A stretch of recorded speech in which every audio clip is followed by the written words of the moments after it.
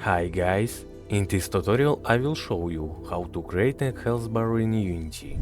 First, let's go to Unity and create our life bar.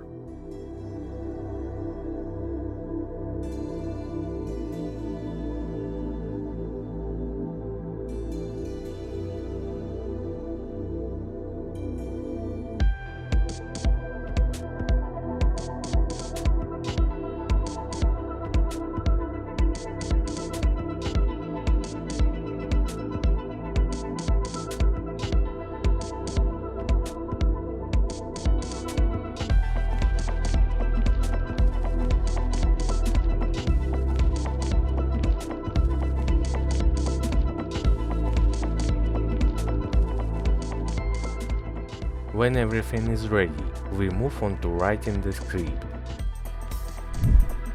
Let's add a health variable and set up the slider and text.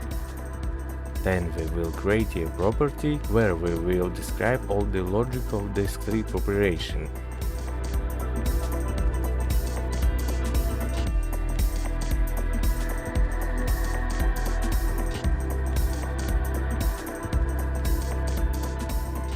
In the update method, we test the script to make sure everything works as it should. Let's check.